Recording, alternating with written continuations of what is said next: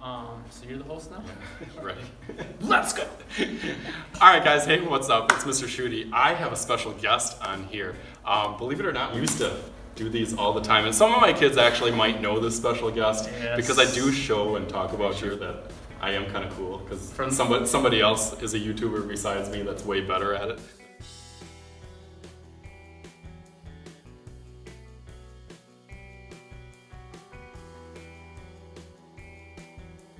But this guy is actually the reason that well, one of the reasons. We'll talk about some of the reasons why I do YouTube in this video.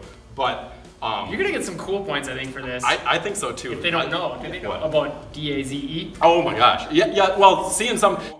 The reason why I do YouTube videos, some of you guys know the artistic way or the reasons that I do art videos. Really, the reason I got into YouTube at all, was basketball driven. And we used to do basketball videos a lot. Yes. You could just say a lot. I will still remember the stacks of footage that we would have. Yeah, we had the little tapes, that's right. We would have the little tapes just stacked up over and over. And I was just an innocent bystander most of the time.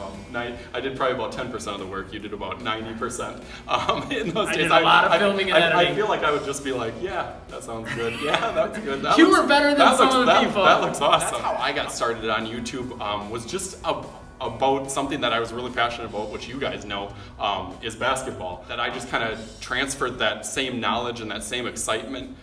You guys know the three most important things in my life is basketball, art, and family. Yeah, shoes. I was going family. Oh yeah, family's cool too.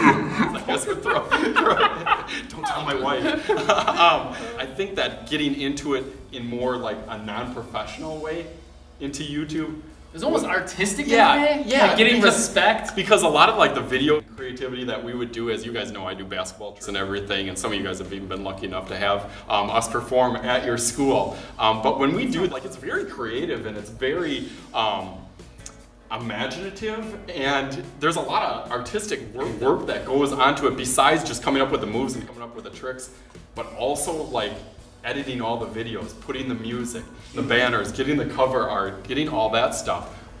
So that's something like that you can talk about, when you went through your process, when you were Snake Basketball Freestyle Extraordinaire, and known as one of the most creative people with the basketball. How much did you actually think of art playing or creativity playing a role in that? What kind of background does that put into it? Oh, through the roof. Honestly, then, now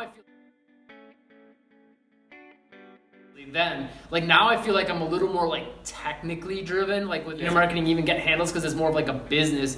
But back then, and I think that's really what allowed me to stand out as a freestyler and just with our videos, creativity was huge. I always wanted to make sure whatever we did, and as a crew, individually, with the videos, the editing, the music, it was different. Yeah, and that.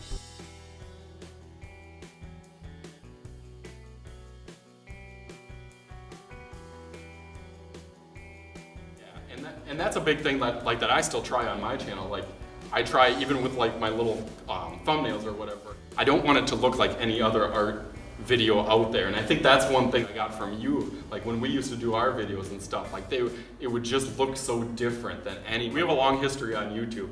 There even used to be a shoe show that we used to do, and I think that in itself also just get a lot of experimentation out. It was it was art through comedy almost. Yeah. With the art of shoes, talking about designers. And in some of the episodes we would even talk about a lot of the concepts and designs. I would kind of take the lead on a lot of those shows that we would do on that. And that kind of the stories behind it, exactly. How that goes into the art. And now I transitioned that into my art class about talking about art history and that, and going into the backstories of that, where I kind of relate that into my class. So the reason that we're doing this video is just to kind of show you guys a little behind the scenes of how I got involved in YouTube, because it was with Jesse. Now what he works on, you guys still might know him as just a basketball kind of entertainer and a cool trick guy. And Get Handles YouTube is super, super big, but he's actually got something else that he's kind of going onto there for Inspire Video Marketing. And I'm gonna have a video on there that shows even more of my backstory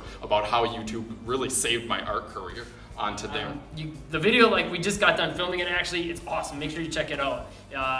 Very cool story, very different use of YouTube than typical channels, which, you know, a lot of the stuff on my channel, I talk about how to grow a YouTube channel and build a business around it. Whereas he kind of had a job, and YouTube helped, like he was trying to get the job. And yeah, so like our avenues are a little bit different, yeah. but there's so many parallels like to what we do, and I think we still kind of bounce ideas for sure. off each other. So thank you guys for viewing. As always, I am Mr. Shooty. This is Mr. Shooty's art class, and Mr. Jesse Minch. .com? No, I don't have a .com for Jesse Minch. All right, thanks for viewing, guys. Talk to you later.